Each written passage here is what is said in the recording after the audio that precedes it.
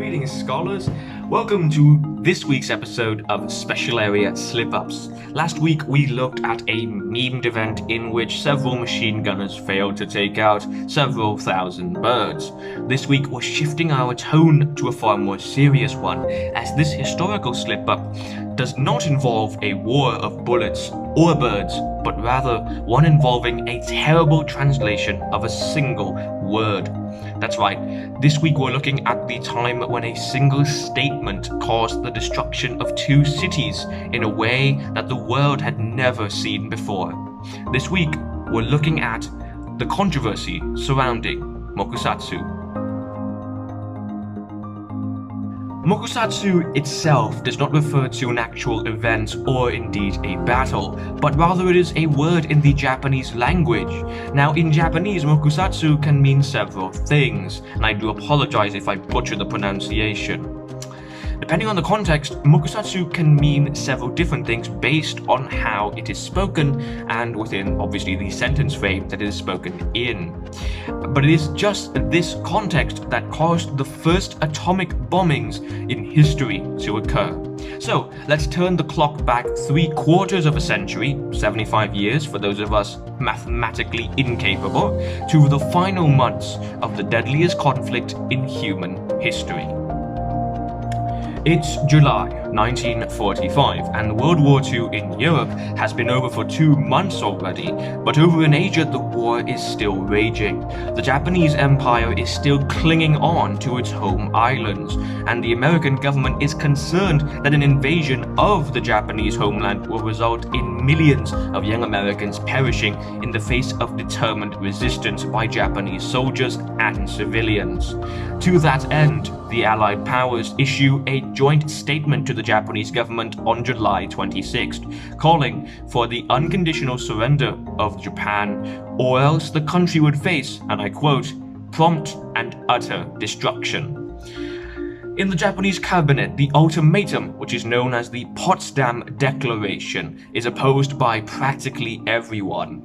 To surrender now would be to shame the entire nation in the presence of their emperor, and the Bushido warrior code demands that every single servant of the emperor fight to the last man, woman, and even child. So, on July 28th, the Japanese cabinet decides to circulate a translated and heavily censored version of the declaration to the public. The national newspaper, and I apologize for the pronunciation, Asahi Shimbun, does that to the same morning, informing the world and the imperial government that Japan has rejected the joint statement from Britain, America, and China. But that same day, Premier Suzuki Kantaro addresses the press in a conference about the Potsdam Declaration. His actual words, translated to their best ability, are as follows. My thinking is that the joint declaration is virtually the same as the earlier declaration. The government of Japan does not consider it having any crucial value. We simply mokusatsu. The only alternative for us is to be determined to continue our fight to the end. In Japanese, this sounds something like the following.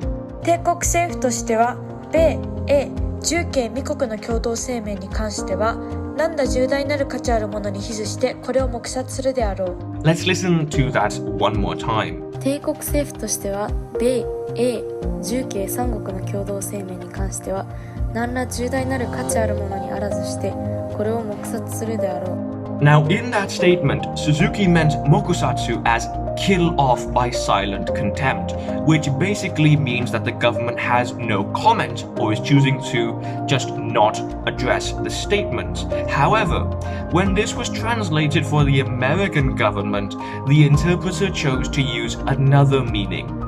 Mokusatsu to them appeared as outright ignore rather than the far less arrogant silent on the matter. The American High Command took this as a sign of Japanese banzai fanaticism and their unwillingness to submit to the Allied demands. 10 days later, a trio of B-29 bombers appeared over the city of Hiroshima. Among them was the Enola Gay. Instead of the usual incendiary bombs carried in their bomb bays, this aircraft was carrying a far deadlier payload. In those very same bomb bays sat the little boy, a seemingly innocent name for one of the deadliest weapons in human history. The first atomic bomb in history was dropped at 8:15 a.m., propelling our race into the atomic age. In the aftermath of Hiroshima and Nagasaki 3 days later, hundreds of thousands of innocent civilians lost their lives. Many were consumed by the fireball caused by the immediate explosion of these bombs. Many others died painfully as a result of the radiation poisoning in the days, weeks, and months afterwards. Even now, almost 75 years later, experts are still debating whether or not the exact death toll of these bombs can be calculated. Conservative estimates stand at around 300,000 deaths in total, but far more realistic, or so they claim, estimates stand at around 500,000+. Mokusatsu then is a sad tale about the errors and dangers of translation in times of conflict. Whoever erred to add a footnote on the official dispatch document that Mokusatsu could mean refraining from commenting may be held somewhat responsible for the deaths of nearly 355,000 innocent civilians combined. It is for many linguists and historians a cautionary tale warning about the dangers of language barriers. It is a story which few remember for its trivial nature, because after all, who cares about a mishap in translation? You'll get it anyway. In next week's special two-part episode, we cover an even more complex mistake in the annals of military history. Moving back to Europe, we trace the path of one of the 19th century's most infamous figures, as he leads an army both into and out of one of the most disastrous campaigns in military history.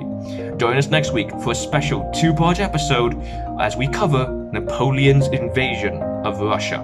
Many thanks to Naho, Kenshin, and Cherry from the World Scholars Cup community for providing voice recordings of the Japanese and translated English statements you heard in this video. Shout out as well to our amazing editor, Naomi Reza, for her amazing work on this YouTube series thus far.